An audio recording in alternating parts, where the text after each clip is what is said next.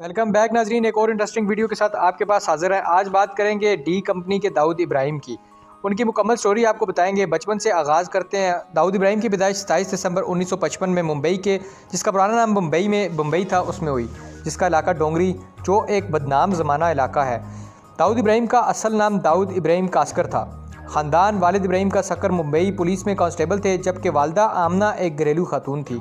दाऊद 12 बहन भाइयों में से एक था। बचपन गुर्बत, तंग गलियों और जराइम पेशा माहौल के बीच गुजरी। स्कूल की तालीम अधूरी रह गई और नौमरी में ही इसका झुकाव झूठे जराइम, ब्लैक मार्केटिंग और स्मगलिंग की तरफ हो गया। नाजरीन, अंडरवर्ल्ड में कदम 1970s में रखा। 1970 की दिहाई में आखिर में मुंबई के अंडरवर्ल्ड पर 3 बड़े नामों का जो था कब्ज़ा था, जिसमें एक हाजी मस्तान, करीम लाला और वरिंद्रान मेडू थे। दाऊद ने इब्तिदा में छोटे मोटे रैक और स्मगलिंग के काम शुरू किए और जल्द ही पठान गैंग से टकरा गया। नौजवान दाऊद ने होशियारी, जुर्रत और सियासी राब्तों के ज़रिए अपनी अलग गैंग बनाई। इसी दौरान इसने छोटे भाई मगर पुरअज़म साथियों के साथ अपनी ताकत बढ़ाना शुरू किया। ये ग्रोह आगे चलकर डी कंपनी कहलाया जाने लगा। टी कंपनी का रूज 1980s में हुआ। 1980 की दहाई तक दाऊद मुंबई की स्मगलिंग और अंडरवर्ल्ड माफिया का सबसे बाअसर चेहरा बन गया था।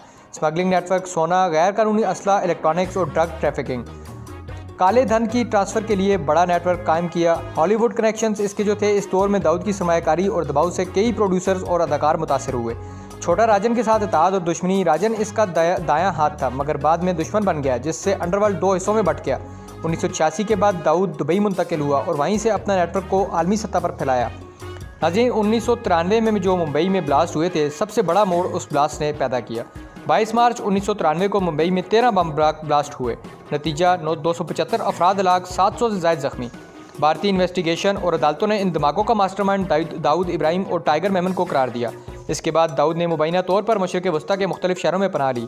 भारत का दावा है कि पाकिस्तान अपना मौक़िफ़ क्लियर नहीं करता। भारत का इल्ज़ाम कि दाऊद इब्राहिम 1990 की दिहाई के आखिर में पाकिस्तान मुंतकिल हो गया और आज भी वहीं किसी खुफिया मकाम पर रहता है।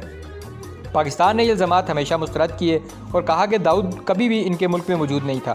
भारत ने अब तक दाऊद के पास पाकिस्तान मौजूद होने के सबूत आलमी सतह पर पेश नहीं किए। अक़वाम मुत्तहिदा, अमेरिका और इंटरपोल ने इस दहशतगर्दी और मनी लॉन्ड्रिंग के इल्ज़ामात में मोस्ट वांटेड करार दिया है, मगर इसके बावजूद लोकेशन के बारे में कोई तस्दीक सबूत मौजूद नहीं है। आलमी सतह पर प्रोमोस्ट माइंड, भारत ने इसे 1993 बम ब्लास्ट का मरकज़ी मुजरिम करार दिया। अमेरिका ने 2003 में दाऊद को ग्लोबल टेररिस्ट डिक्लेयर कर दिया। इंटरपोल के मोस्ट वांटेड लिस्ट में नाम शामिल है। मनी लॉन्ड्रिंग, ड्रग स्मगलिंग, असला और कत्ल के दर्जनों मुकदमात दर्ज हैं। रिपोर्ट्स के मुताबिक इस नेटवर्क का आज भी डी कंपनी के नाम से खुफिया कारोबार है। शख्सियत और तर्ज ज़िंदगी, दाऊद हमेशा कीमती सूट, डिज़ाइनी चश्मे और लग्जरी कारों के लिए मशहूर रहा। दुबई और फिर